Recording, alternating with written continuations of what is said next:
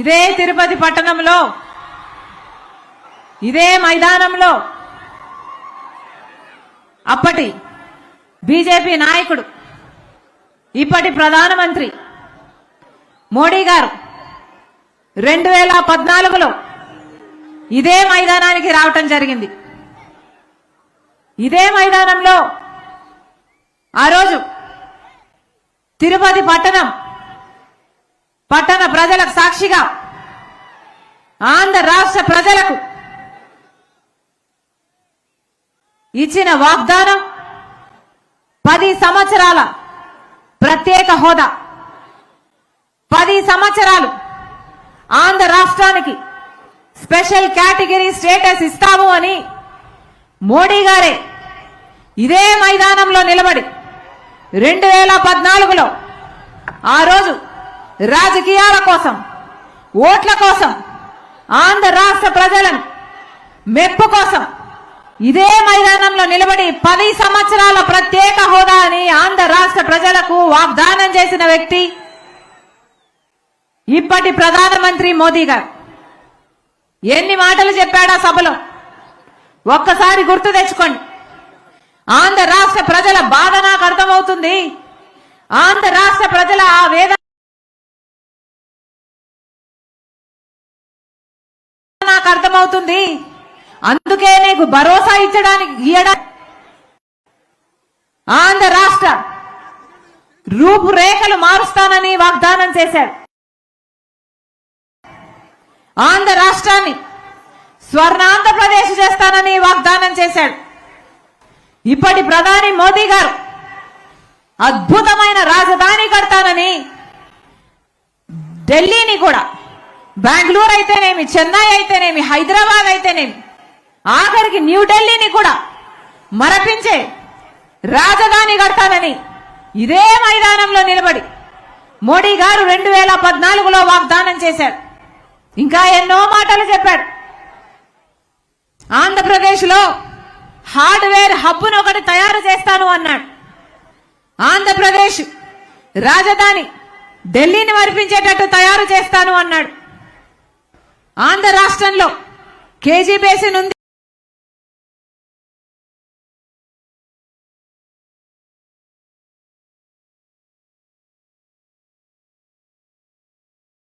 ఇంధన ఉత్పత్తి జరుగుతుంది, పెట్రోలియం రీసెర్చ్ యూనివర్సిటీ అని చెప్పాడు.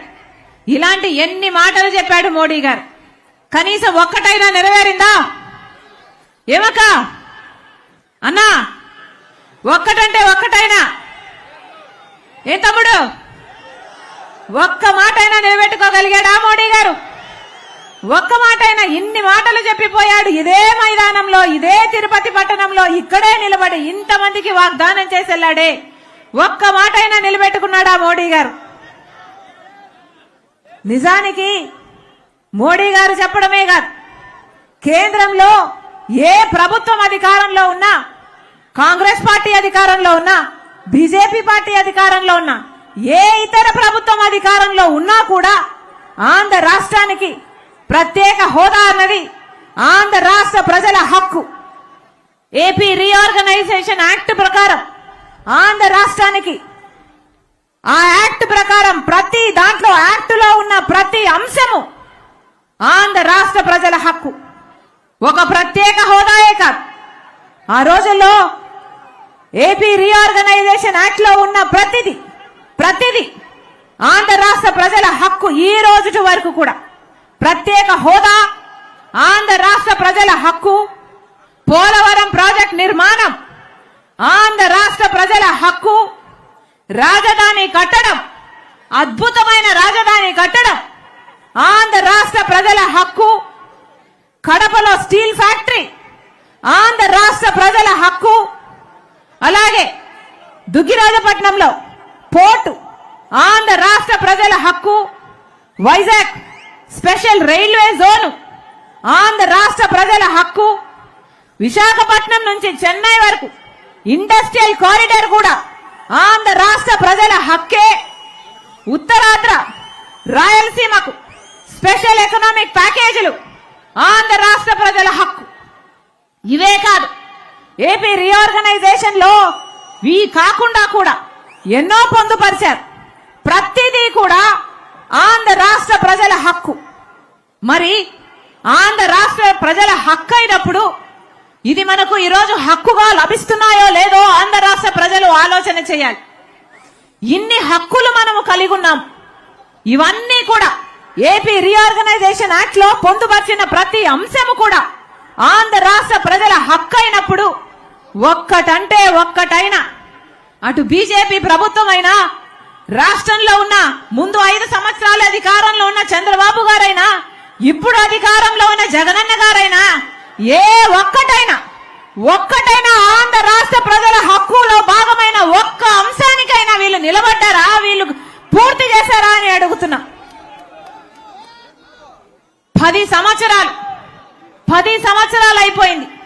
ఊహించుకోవడానికి కూడా ఊహకు కూడా అందడం లేదు. అయ్యో 10 సంవత్సరాలు అయిపోయిందే, ఈ 10 సంవత్సరాలలో ఏ ఒక్కటైనా సాధించుకోగలిగామా అంటే ఒక్కటైనా సాధించుకున్నామా? మన కర్మ కాకపోతే ఇటు పాలక పక్షం, అటు అధికార పక్షం అయితేనేమో, ఇటు ప్రతిపక్షం అయితేనేమి 2 బీజేపీ పార్టీతో కుమ్మక్కయ్యాయి. 2 పార్టీలు కూడా బీజేపీ పార్టీకి కొమ్ము కాస్తున్నాయి, బానిసలుగా మారాయి. మన హక్కుల్లో ఒక్కదాని కోసం కూడా పోరాటం చేయలేదు. మోడీ గారు ఇదే తిరుపతిలో నిలబడి, పుణ్యక్షేత్రంలో నిలబడి మాటిచ్చాడు. ఆయన మాట మర్చిపోయాడు. ఆయన రామభక్తుణ్ణి అని చెప్పుకుంటాడు కదా మోడీ గారు. 3 నామాల వానికే పంగనామాలు పెట్టాడు కదా మోడీ గారు. ఇదేనా భక్తి? పుణ్యక్షేత్రంలో నిలబడి మీరు మాటిచ్చారు. మీరు మాట తప్పి ఆంధ్ర రాష్ట్ర ప్రజలను మోసం చేయడమే కాదు, మీకు ఎంతో భక్తి ఉంది అని మీరు నమ్ముకుంటున్న దేవుణ్ణి కూడా మీరు మోసం చేశారంటే మీకు మనస్సాక్షి ఉన్నట్టా లేనట్టా? ఇక మోడీ గారిని కేడి అనగా ఏమనాలి? మోడీయా కేడియా? ప్రధానమంత్రి మోడీయా కేడియా?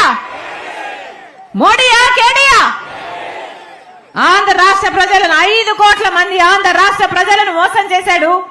ఇక్కడ నిలబడి 3 నామాల వారి సాక్షిగా చెప్పిన మాటలు కూడా పంగనామాలు పెట్టాడటే ఇక కేడీ గాక మోడీ ఏమైతాడు? మోసానికి మారు పేరు ఈరోజు మోడీ అంటే మోసం అంటే మోడీ. వాస్తవం కాదా? వాస్తవం కాదా? మోసమే చేశాడు కదా మోడీ గారు. ఏం చేశాడు? మోడీ గారు సమాధానం చెప్పాలి, బీజేపీ పార్టీ సమాధానం చెప్పాలి. 10 సంవత్సరాల ప్రత్యేక హోదా అని చెప్పిన వాళ్ళు 10 సంవత్సరాలు అయిపోయినా కూడా మీరు ప్రత్యేక హోదా ఇవ్వలేదు. మరి దీనికి ఆంధ్ర రాష్ట్ర ప్రజలకు ఏం సమాధానం చెప్తారు అని అడుగుతున్నా. పోలవరం కడతాము అని మీరు మాట ఇవ్వలేదా? మరి ఆ పోలవరం కట్టకపోతే ఆంధ్ర రాష్ట్ర ప్రజలకి మీ ముఖాలు ఎలా చూపించగలుగుతున్నారు అని అడుగుతున్నా. అద్భుతమైన రాజధాని అన్నారే, ఢిల్లీని తలపించే రాజధాని అన్నారే. మరి మోడీ గారు అసలు ఈ రోజు మనకు రాజధాని లేకుండా పోయిందే. చంద్రబాబు గారేమో సింగపూర్ను చేస్తానన్నారు, అమరావతిని సింగపూర్ను చేస్తానని 3D సినిమాలు చూపించాడు. ఇక జగనన్న గారేమో ఒక్క రాజధాని సరిపోదు, మాకు 3 రాజధానులు కావాలి అన్నాడు. పోనీ 3 ఒకటైనా అయిందా? ఈ రోజు మనం తలెత్తుకొని ఇది మా రాజధాని అని చెప్పుకునేటట్టుందా? ఒక్క రాజధాని కూడా లేదు అంటే సిగ్గుచేటు కదా? పక్క రాష్ట్రాలన్నీ వేగంగా దూసుకుపోతున్నాయి అభివృద్ధిలో, పక్క రాష్ట్రాలన్నీ బాగుపడిపోతున్నాయి. కానీ మనకు మాత్రం ఒక రాజధాని లేదు. అసలు సౌత్ ఇండియాలోనే మెట్రో లేని ఏకైక రాష్ట్రం ఆంధ్ర రాష్ట్రం.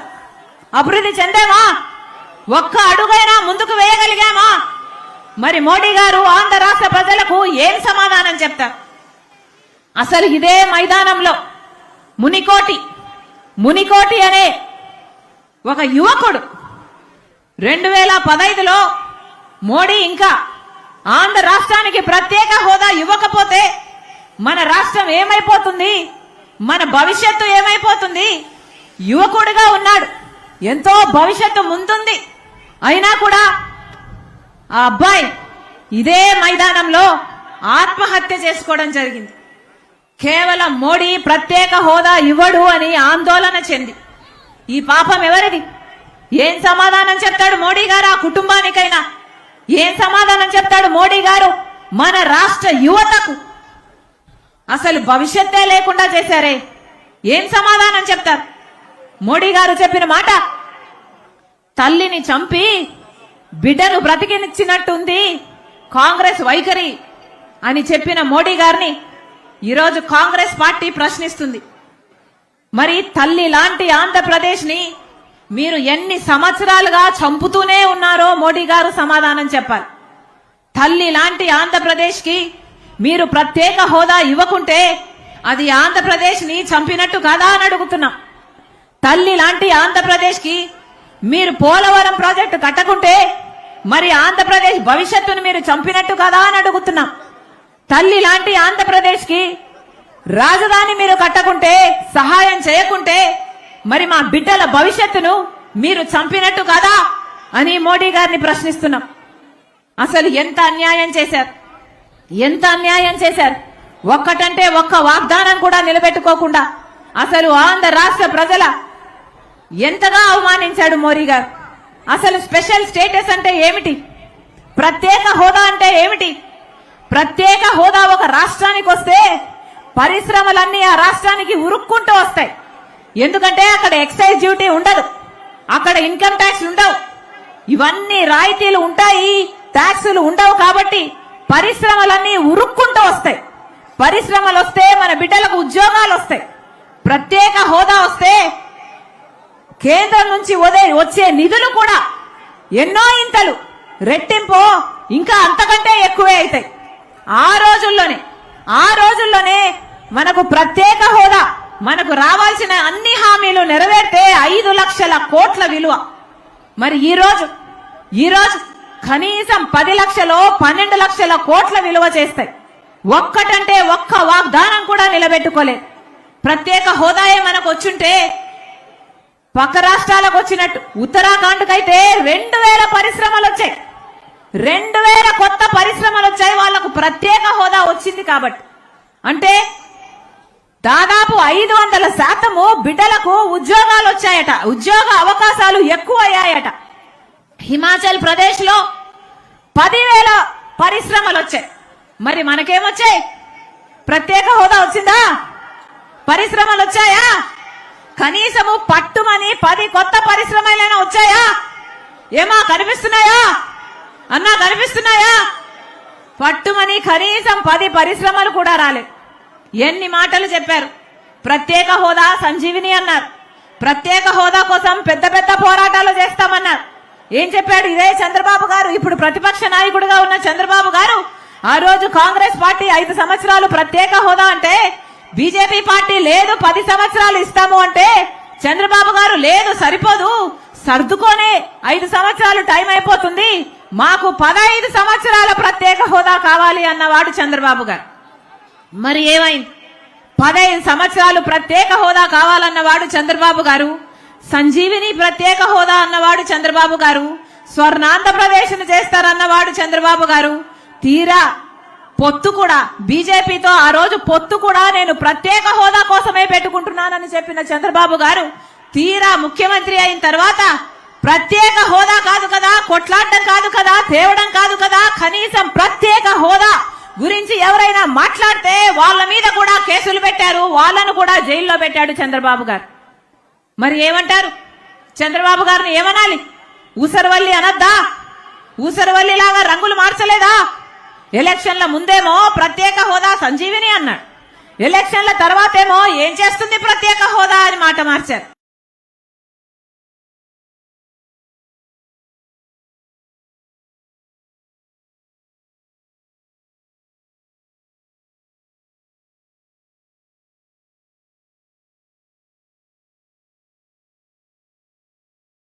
ఊసరివల్లికి కూడా మన చంద్రబాబు గారే 5 సంవత్సరాలుగా జగనన్న గారు ముఖ్యమంత్రిగా ఉండి ఎంతమంది రాజీనామాలు చేశారు?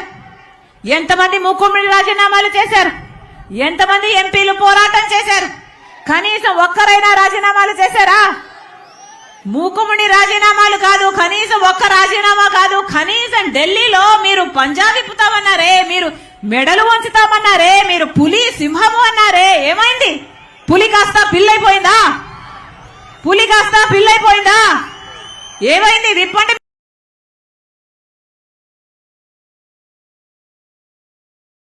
పంజా. మీ పంజాని కాస్త బీజేపీ ఒక్కటంటే ఒక్క నిజమైన ఉద్యమమైనా చేశారా? ఒక్క నిజమైన ఉద్యమమైనా చేశాడా జగనన్న గారు 5 సంవత్సరాలుగా?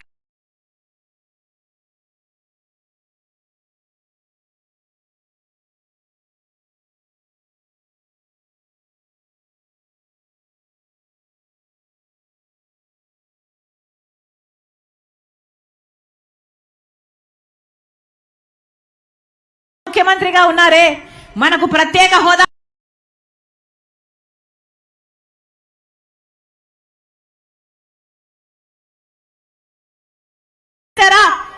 మోడీ గారు వచ్చినప్పుడల్లా వంగి వంగి దండాలు పెడతారు. ఢిల్లీ వరకు వెళ్లి వంగి వంగి దండాలు పెడతారు, సాష్టాంగ పడతారు. ఢిల్లీ వరకు వెళ్లి ఎన్ని పొత్తులు పెట్టుకుంటారు? అసలు వీళ్ళందరికీ పొత్తులు ఉన్నాయా లేదా మీ అందరికీ అర్థమవుతుందా లేదా రాష్ట్ర ప్రజలు ఆలోచన చేయాలి. అసలు మొత్తం అందరూ చంద్రబాబు గారైనా జగన్మోహన్ రెడ్డి గారైనా మనకు కంటికి కనిపించినా కనిపించకపోయినా బీజేపీ పార్టీతో వీళ్లకు పొత్తులు ఉన్నాయి అన్న మాట వాస్తవం. ఇది బహిరంగ సత్యం. ఎందుకంటే ప్రతి విషయంలోనూ మోడీకి అండగా నిలబడ్డారు. ప్రతి బిల్లుకు మోడీకి సహాయం చేశారు. జగనన్న గారైతే మోడీ చెప్పిన ప్రాజెక్టు ఏ వ్యాపారవేత్తకు ఏది కావాలంటే అది ఇచ్చుకుంటూ పోయారు. ఎక్కడ ఏ సాయం కావాలంటే ఆ సాయం చేసుకుంటూ పోయారు. ఏ పదవి కావాలంటే అది ఇచ్చుకుంటూ పోయారు. ఎంపీ అయినా టిటిడి అయినా ఏదైనా. ఇలా మీరు బీజేపీ పార్టీకి వంగి వంగి దండాలు ఎందుకు పెడుతున్నారో ఆంధ్ర రాష్ట్ర ప్రజలకు మీకు చెప్పాల్సిన అవసరం లేదా? ఇటు ప్రతిపక్ష నాయకుడు, అటు పాలకపక్షం జగనన్న గారైనా చంద్రబాబు గారైనా అసలు బీజేపీ పార్టీ మనకు ఏం చేసిందని మీరు వంగి వంగి దండాలు పెడుతున్నారు?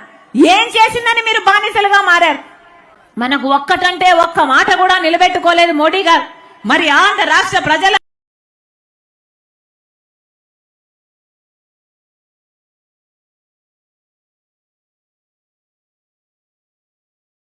మోడీ గారికి బానిసలుగా మీరు ఎందుకు చేస్తున్నారు అని అడుగుతున్నాం. ఆలోచన చేయండి. బీజేపీ పార్టీకి ఈ రోజు మన రాష్ట్రంలో ఒక్క ఎంపీ సీటు లేదు, ఒక్క ఎమ్మెల్యే సీటు లేదు. అంటే మన రాష్ట్ర ప్రజలు బీజేపీ పార్టీకి అసలు ఓట్లే వేయలేదు. ఒక్క బీజేపీ పార్టీకి చెందిన ఒక్క ఎంపీని గెలిపించలేదు, ఒక్క ఎమ్మెల్యేని కూడా గెలిపించలేదు. అయినా కూడా ఈ రోజు బీజేపీ పార్టీయే మన రాష్ట్రంలో రాజ్యం ఏలుతుంది. ఎంత విడ్డూరం ఇది, ఎంత ఆశ్చర్యం ఇది. ఎందుకంటే ఒక పక్క పాలకపక్షం, ఒక పక్క ప్రతిపక్షం, రెండు బీజేపీ పార్టీయే కావాలనుకుంటున్నారు. రెండు బీజేపీ పార్టీకే ఊడిగలు చేస్తున్నాయి. రెండు బీజేపీ పార్టీ చుట్టూ తిరుగుతున్నాయి. ఎలా ఉంది ఇది? ఒక ట్రయాంగిల్ లవ్ స్టోరీ లాగా ఉంది. ఇద్దరికి బీజేపీ పార్టీయే కావాలట. ఇక బీజేపీ పార్టీ ఏమో ఒక చేత్తో చంద్రబాబు గారిని, ఒక చేత్తో జగన్మోహన్ రెడ్డి గారిని పట్టుకొని డ్యూయెట్లు డాన్సులు ఆడుతున్నారు. ఇది కాదా జరుగుతున్నది మన రాష్ట్రంలో? ఆలోచన చేయండి. ఎంత విచిత్రం, ఎంత ఆశ్చర్యం. అసలు 10 సంవత్సరాలు అయిపోయిందే, మనకు ఒక్క వాగ్దానం నెరవేరలేదు. 10 సంవత్సరాలలో అసలు ప్రత్యేక హోదా అన్న ఊసే లేకుండా చేశారు. ఎవరైనా మాట్లాడుతున్నారు?